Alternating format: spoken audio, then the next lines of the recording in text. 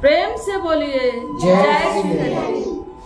बोलिए सर्वशक्तिमान प्रभु की जय। परम पूजनीय दीदी गुरु जी की जय। बिन सत्संग विवेक न होई, बिन सत्संग विवेक न होई, राम कृपा बिन सुलभ न सोई। वास्तव में हमारे जीवन में सत्संग क्यों जरूरी है? जो सत्संग करता है या सत्संग से अगर पूरा देश जुड़ जाए तो देश में सुख, शांति, समृद्धि तीनों चीज मिल जाए। क्योंकि आध्यात्मिक पाठशाला एक ऐसी पाठशाला होती है कि एक पापी से पापी को भी एक संत प्रवृत्ति बना देती है। बुरे से बुरे इंसान को एक इंसान बना देती है। इंसान कौन अच्छा है? इंसान के अंदर जो इंसानियत की भावना है वही सबसे अच्छा इंसान है।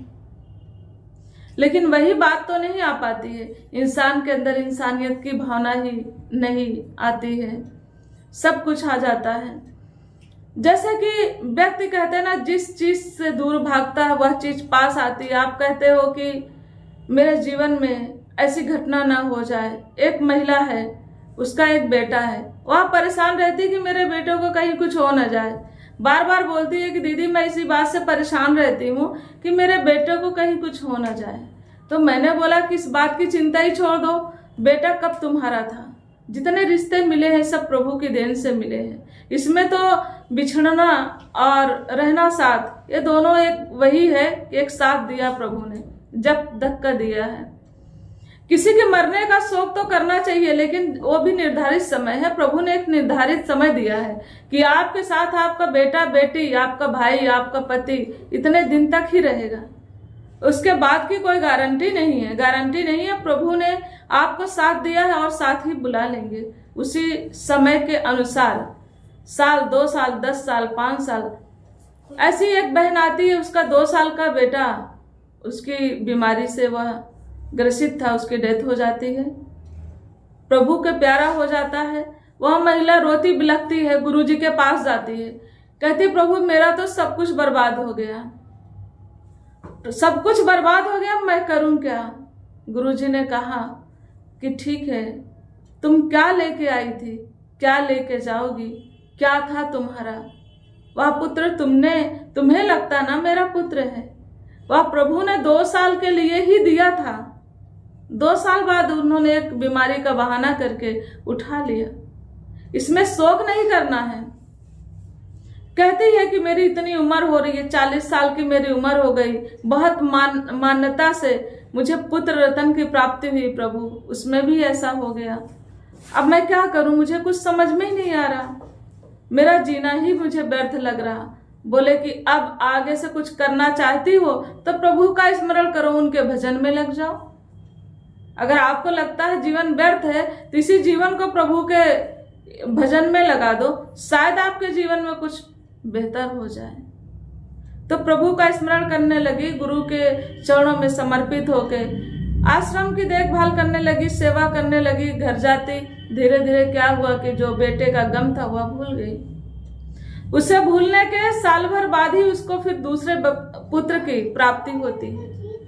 उसे उम्मीद भी नहीं थी, डॉक्टर ने बताया था कि अभी आपको बच्चे नहीं हो सकते, उसके बाद भी उसको एक बेटा होता है। वह बेटा भी उसी की तरीके से आश्रम की देखभाल सेवा में वो पहले से लेके जाती थी और वह भी बहुत बड़ा गुरु भक्त निकला और वही बेटा उसके लिए बेहतर था।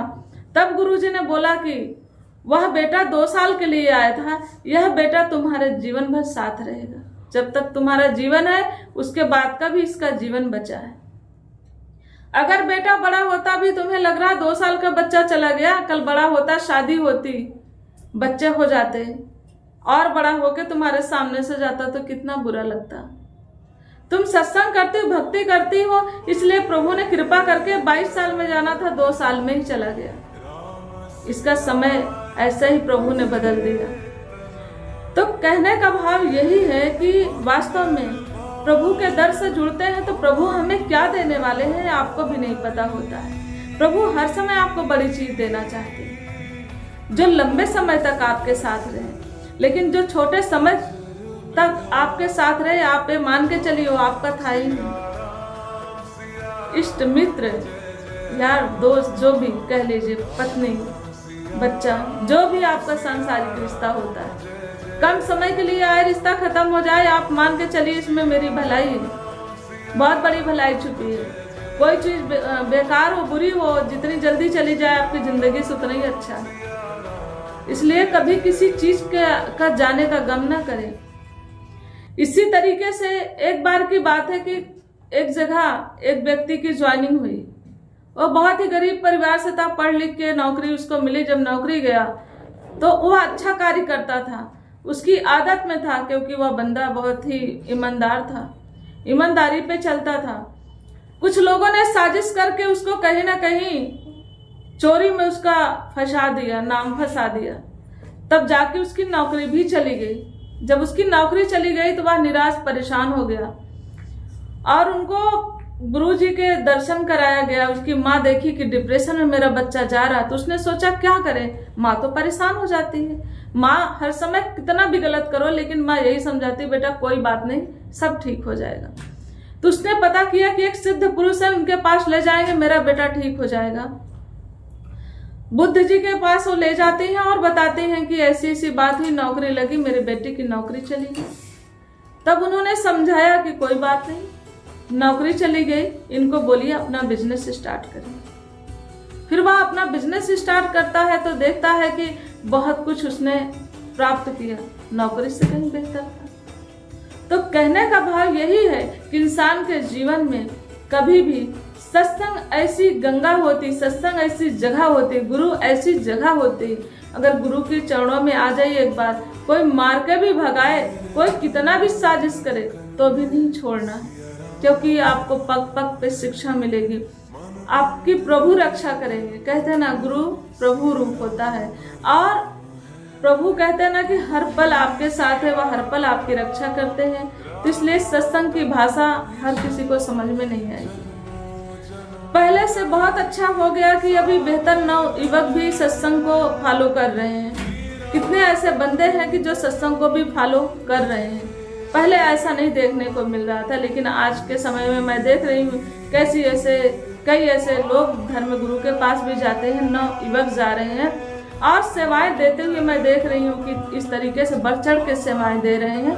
मुझे इस बात की बड़ी प्रसन्नता होती है कि समाज संसार में एक नई चीज मिलेगी और एक क्रांतिकारी परिवर्तन होगा अगर लोग सत्संग को फॉलो करेंगे, गुरु की शरण में जाएंगे, सेवा भावना से रहेंगे, ईर्ष्या देश नफरत से बचे रहेंगे, एक सुंदर विचारधारा के साथ अपने जीवन को जिएंगे, तो आप भी सुखी होंगे, संसार को भी सुखी करेंगे। ऐसी भावनाओं से ओतप्रोत होकर जीवन जीना चाहिए। ऐसे एक बार की बात है, आप सभी जानते हैं मेडिकल फील्ड है हमारा। एक महिला आती है एक पेपर लेके सिग्नेचर कराने। उसने कहा कि मैम सिग्नेचर चाहिए आपसे, इसके बदले में आपको जो पैसे चाहिए, 1 लाख 2 लाख 50,000, जो आप जितनी डिमांड करें हम दे देंगे। मैंने बोला पेपर कैसा है? तब उसने बोला कि पेपर है, हम लोग केस किए हैं। किस पे केस किया है? बोले कि अपनी भाभी पे केस की हूँ, क्योंकि वो लगता है कि मेरे भाई को डाइवोर्स चाहिए, डाइवोर्स नहीं दे रही है, तो हम उसको किसी न किसी केस में फंसाना चाहते हैं, इसलिए आपसे चाहते हैं हम थोड़ी हेल्प। तो मैंने बोला कि अच्छा, ऐसे काम के लिए तुम करोड़ रुपए भी लेके आओगी तो मेरे पास कोई जगह नहीं, दोबारा आना नहीं। अगर दोबारा तुम आओगी तो ये मान के चलो कि तुम कोर्ट या कचहरी में तुम खुद होगी।